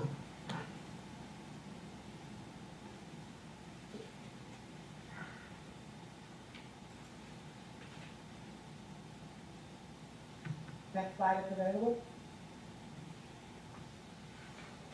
We've got our bidding update. The security camera proposal bid documents are expected sometime on June 2023, and as soon as we get those bid documents, we will go ahead and set the bid due date with the RTA projected to be submitted July of 2023 or the August 2023 board meeting. The security cameras would be for all 3 campuses, Proviso East, West, and PMSA. For procurement, just an update on the pre-purchase equipment for Proviso West. We are excited to announce that some of the units have already started to arrive, and our installing contractor has received them for Proviso West High School. So they are arriving ahead of schedule this year, which is great news, and we will begin installation sometime in July as we are preparing for the entry-level floor or ground-level floor over at Proviso West. For the track equipment at Proviso East, as previously mentioned, we did receive a partial delivery in time for track season at the end of March. We're just missing the pit covers for the long jump. All other items are ready to ship. As soon as the pit covers arrive to our supplier, they'll go ahead and ship everything out. Allowance recap, Tom? Thanks, Michelle. Taking a look at the recap on the board here. This is for basically the first 2.5, 3 years of construction. The first line items identifies the amount of allowance returned if contract is closed. So in essence, as we're closing out contracts, balance of unused allowance work is returned back to the school district. So to date, through last summer's work, we have closed contracts and returned $937,893 back to the school district. The next line item over is the potential amount of allowance return if contract remains open.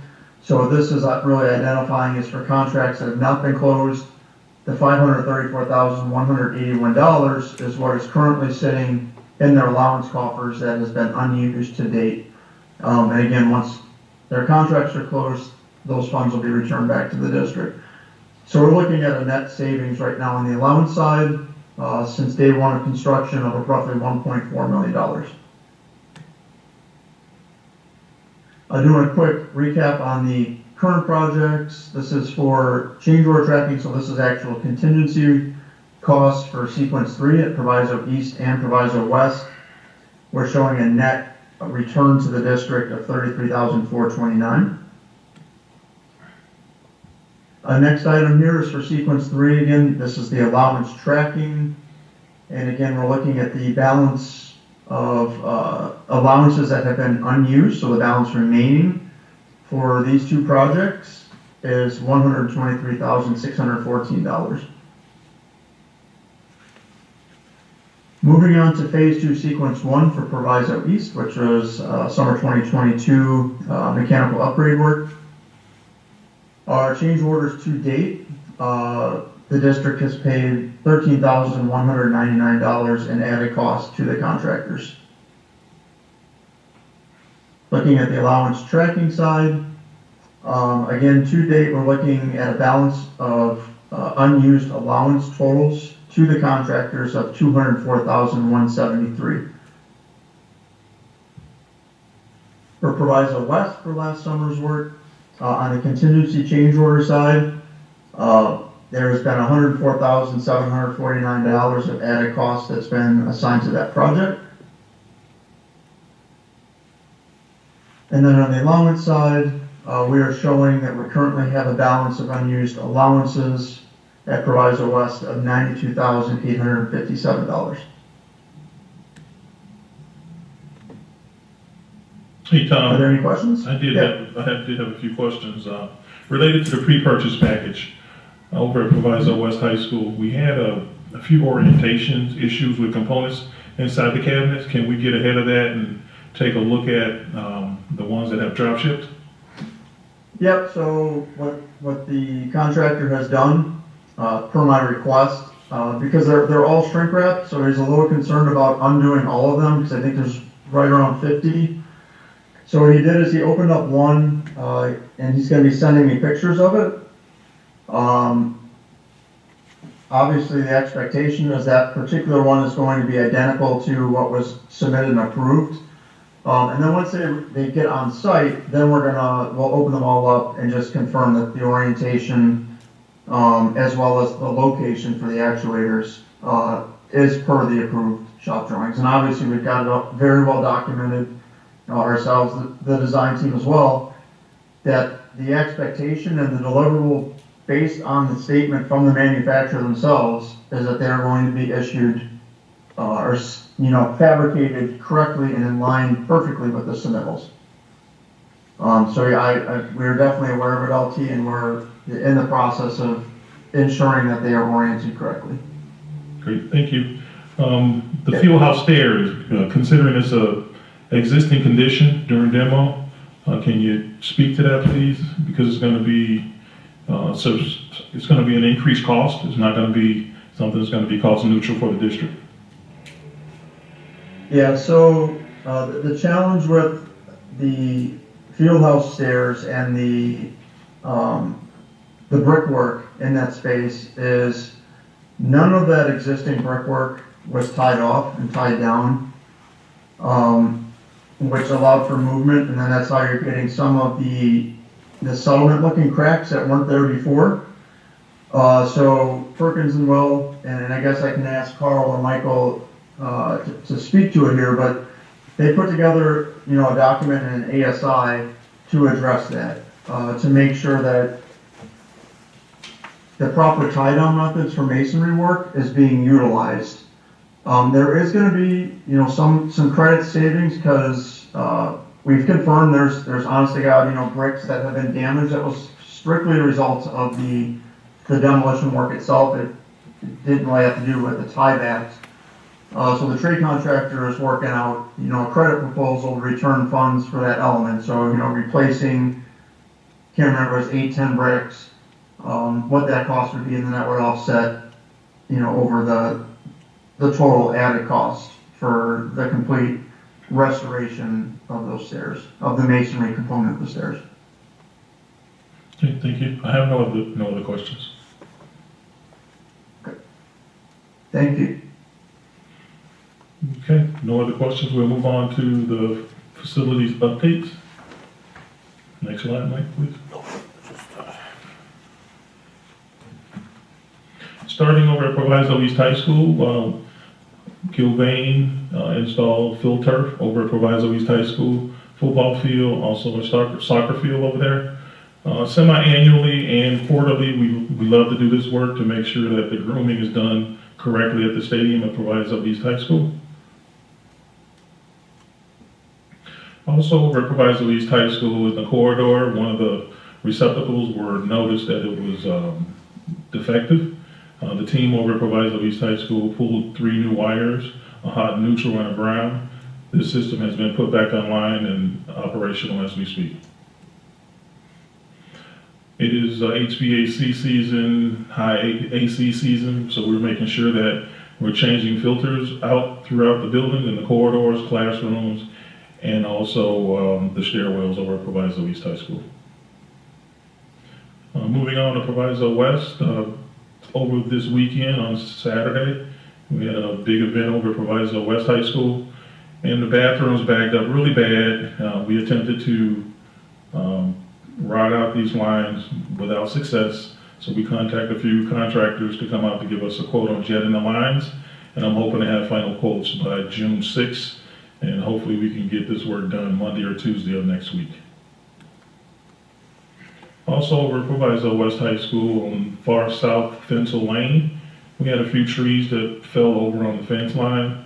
The team is working hard to use chainsaws and other rigging equipment to remove these tree branches, but we will need some help because some of these branches are 14 to 16 inches in diameter, and we do not have the manpower or the machinery to remove them. But we will do what we can to clean it up as much as possible before we call a contractor. Also over at Proviso West High School, lighting upgrades inside one of the main locker rooms over in the A building. A ballast was replaced, and we also retrofitted T12 unit into a T8 lens over at Proviso West High School. Also over at Proviso West on the art wing, the heat exchanger was replaced. This heat exchanger is roughly 44 years old. We do need to put a jacket of insulation on it, and all of the isolation valves and water traps were replaced as well. The heating season is over, so over at Proviso West High School, we started to get a head start on opening up the boilers. You'll notice on the picture on the far left, you can see the tubes. The tubes will be punched. Once all the tubes are punched and clean, we will call out a company to do a hydrostatic test to make sure that everything is in compliance, not leaking. Then we'll call out the state fire marshal to give it a clean bill of health and get us a new certification for the upcoming school year.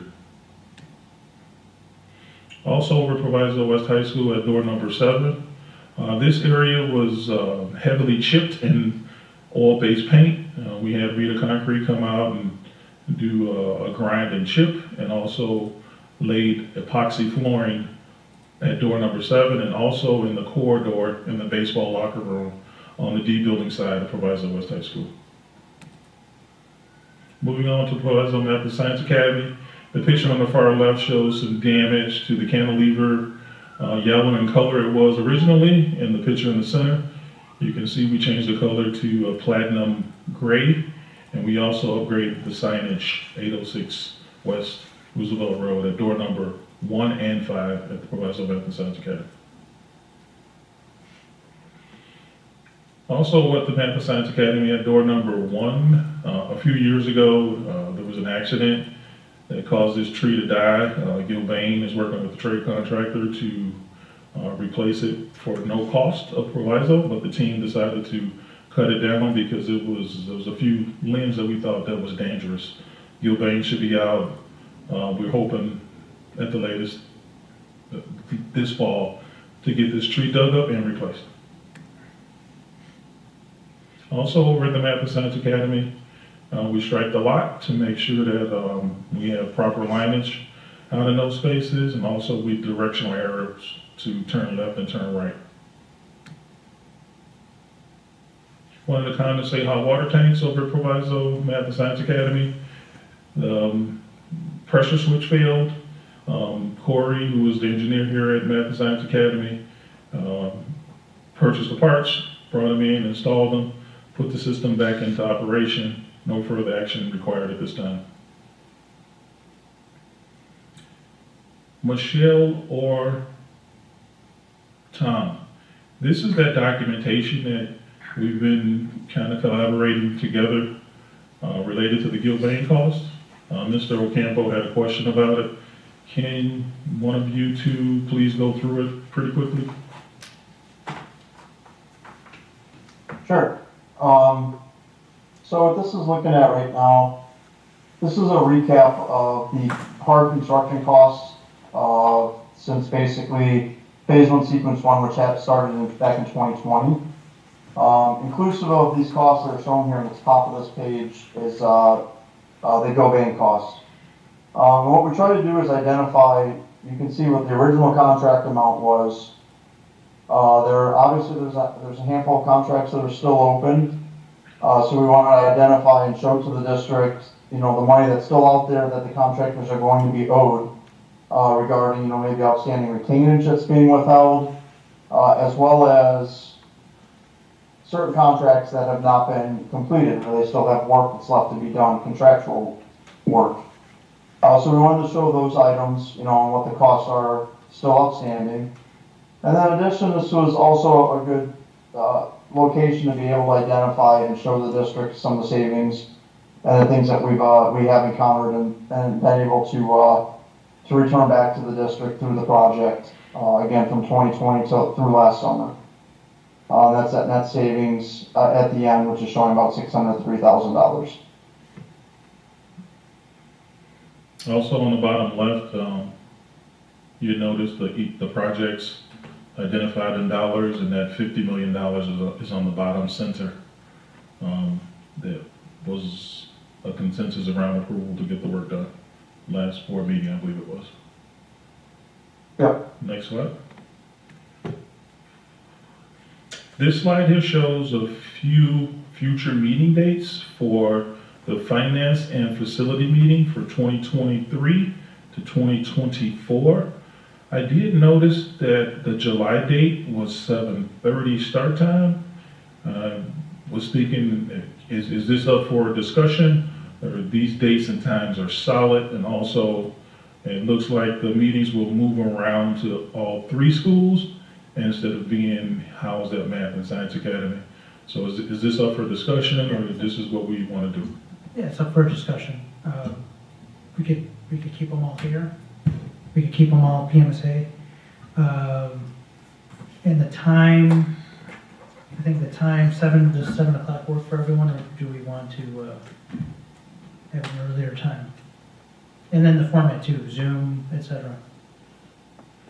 I would love for them to be a little sooner than 7 p.m., but if this is the best time for the group, I'm on board.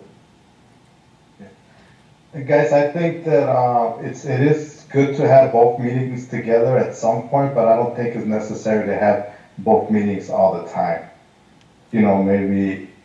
Maybe every other meeting, or maybe every quarter have them together, or if there's a need to have finance and facilities together, just because, look at it, we started at 7, it started at 9:04. Yeah.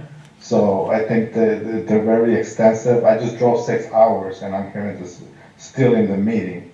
Mm-hmm. I'm here in Minnesota, and I just drove 6 hours, and I still got to be on the meeting. So it's okay because I agree to it, but I don't think moving forward I would like to have both meetings together all the time unless it's necessary to come together. Is it fair to say that, I'm sorry, go ahead. Yeah, at 5:30, I would like to keep my meeting at 5:30, because 7 o'clock I already have something going. To be honest, David, I thought this was like a one-time thing. Mr. Henderson told me, no, this is for the meeting. I'm like, oh, okay. So, I kind of made a mistake thinking it was just a conversation between all of us, a one-time thing. So we could talk about it, in person again and probably work it out, but this doesn't work for me. Okay, so is it safe to say that Mr. Valtierrez and Mr. Ocampo will reach out to Dr. Henderson for the final say? Yeah. Yeah, we could do that, yeah. We'll discuss it, and then, we could discuss it and then come to an agreement. Yeah. Right. Thank you. The September 4th day, just so you know, it's on Labor Day, so that's not gonna work for anybody. So that is 7:31 a typo? Or you really want that one to start at 7:30? I think I heard it was a typo. Yeah. Yeah. All right, there's no additional questions for me. That's all I have. All right, before we adjourn, there's some new business that I'd like to discuss just briefly. If we could get the itemized credit card statements, within, ideally before the next board meeting, so I could analyze them, but if we could get that going, that'd be appreciated. Yeah, and also for new business, I would like to, start the process for new RFQs, just to, I did see the $50 million worth of projects. I know we approved at least $3 million on the last meeting, but I would like to just kind of, let the board know what's going on. We got 4 new board members, and I think we need to send out these RFQs. Everybody's been with us for a long time, and they're welcome to reapply. And we just gotta, kind of move the district forward in a different way So I want to start that conversation. For design and management services? I'm sorry, what was that, Elsie? For construction design and construction Yeah, for services? everything, yeah. Everything, Got it? yeah. And that's just me. I mean, we have to take it to the board, but I did, if I do recall the last board meeting, there were some board members that were on board with that. I think the majority, so. But we could bring it to the board again and do that just so, you know, there's transparency across the board and with all our teams, with our, you know, with Perkins and Will and Gilbane, you know, everybody that's currently on the facilities team here. So that's really what I'm looking for, transparency, make sure that everybody has the opportunity to, you know, if we have to pick Perkins and Gilbane again, we'll do it. I mean, you know, they're welcome to reapply, but I want the new board to feel confident that whoever they have it there, it's somebody that they pick themselves, not, you know, an existing board with, they might not have trust in. So, you know, I'm a transparent person, so I want to make sure that they have a say-so in all this. Got it. All right, if there's no additional questions, I'm done with the facilities. All right, great, thank you, thanks everyone. Okay, thank you. Yes, we're adjourned. Take care. Thank you.